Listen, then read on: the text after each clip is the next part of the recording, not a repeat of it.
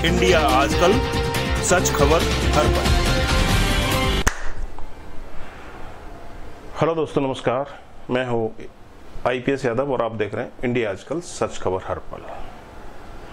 यौन उत्पीड़न जैसे गंभीर आरोप, फिर भी आखिर क्यों ब्रजभूषण की नहीं हो रही गिरफ्तारी?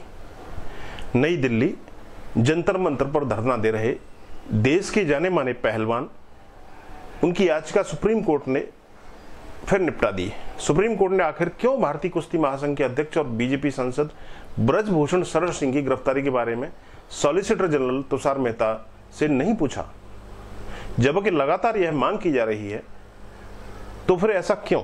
आइए जानते हैं इस बारे में, क्योंकि ये कानून की किताब से जुड़ा हुआ सवाल है, जिसमें लोग अपनी राय तो कायम कर रहे हैं, लेकिन वो कानून और प्रक्रिया पर गौर नहीं कर रहे हैं।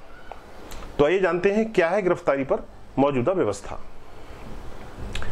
पहले पॉक्सो अधिनियम की धारा 10 के मुताबिक सीरियस सेक्सुअल असॉल्ट अगर कोई नाबालिग पर यौन हमला करता है तो उसे कम से कम 5 साल सश्रम कारावास की सजा से दंडित किया जाएगा। इस सजा को 7 साल की अवधि तक बढ़ाया जा सकता है। इतना ही नहीं, कोर्ट उस पर जुर्माना भी लगा सकती है और यह गैर जमानती अपराध है। क्यों नहीं जरूरी आरोपी की गिरफ्तारी? गैर जमानती और गंभीर होने के कारण गिरफ्तारी की मांग लगातार हो रही है, लेकिन भारतीय दंड संहिता की धारा 41A और सुप्रीम कोर्ट के विभिन्न फैसलों में दी गई व्यवस्था में कहा गया है कि यदि अपराध के लिए निर्धारित सजा अधिकतम 7 साल से कम है तो आरोपी की गिरफ्तारी जरूरी नहीं होती है। इस पर अर्नेश कुमार, सत्येंद्र अंतिम समेत अन्य फैसलों में सुप्रीम कोर्ट ने कहा है कि संज्ञेय अपराध के लिए भी अभियुक्त की गिरफ्तारी अनिवार्य नहीं है। ऐसे में अधिकारी की गिरफ्तारी तभी जरूरी होती है जबकि जांच अधिकारी को लगे कि गिरफ्तारी होनी चाहिए। याद रहे, नाबालिग की शिकायत पर पहली FIR पॉक्सो अधिनियम के तहत ब्रजभूषण के खिलाफ दर्ज हुई है। ब्रजभूषण पर दूसरी FIR में धारा 345, धारा 345A, धारा 354D और धारा 34 लगाई गई है। बता दें कि ब्रजभूषण का केस दिल्ली पुलिस की 7 महिला अधिकारियों के पास है और वह इसकी जांच कर रही हैं। भारतीय दंड संहिता के मुताबिक धारा 354 में अगर कोई महिला की मर्यादा और सम्मान को नुकसान पहुंचाने के मकसद से हमला करता है, इसके अलावा कोई आपराधिक बल का प्रयोग करके उसके साथ गलत भावना के साथ जबरदस्ती करता है, तो सजा क्या होगी? इस धारा के तहत आरोपी पर दोष सिद्ध हो जाने पर उसे कम से कम 1 साल की सजा और अधिकतम 5 साल की सजा 5 साल की कैद या आर्थिक जुर्माना लगाया जा सकता है। कोर्ट चाहे तो दोनों सजा भी सुना सकता है। यह संज्ञेय अपराध है और गैर जमानती होता है।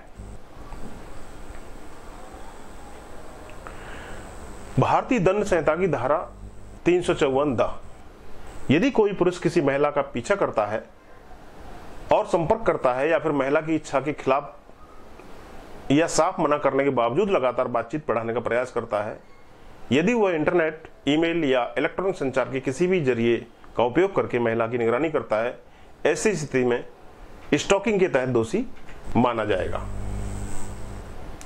सजा का प्रावधान: यदि आरोपी पहली बार दोषी पाया जाता है तो उसे निर्धारित अवधि तक कारावास की सजा हो सकती है, जिसे 3 साल तक बढ़ाया जा सकता है। उस पर आर्थिक जुर्माना भी लगाया जा सकता है। दूसरी या उससे अधिक बार दोषी पाए जाने पर सजा अधिकतम 5 साल तक बढ़ाई जा सकती है या जुर्माना लगाया जा सकता है। पहली बार इसके तहत आरोपित को जमानत मिल सकती है, जबकि दूसरी या ज्यादा बार आरोपित होने पर यह अपराध गैर जमानती हो जाता है।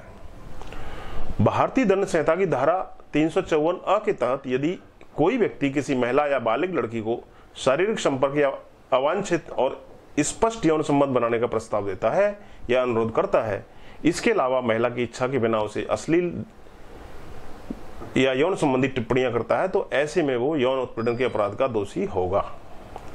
ऐसे में कितनी हो सकती है सजा? यदि कोई उपधारा 1 के खंड 1 या खंड 2 या खंड 3 के तहत दोषी पाया जाता है तो उसे सश्रम कारावास की सजा सुनाई जा सकती है। इसमें अधिकतम 3 साल तक सजा बढ़ाई जा सकती है या फिर कोर्ट की ओर से जुर्माना लगाया जा सकता है।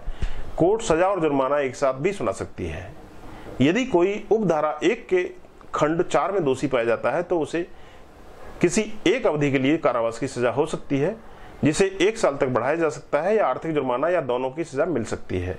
यह एक संज्ञेय अपराध है और जमानती अपराध है। पर इसका मतलब यह है कि शिकायत मिलने पर पुलिस को शिकायत दर्ज करनी होगी, लेकिन आरोपी को पुलिस स्टेशन से ही जमानत मिल सकती है। इंडिया आजकल, सच खबर हर पल।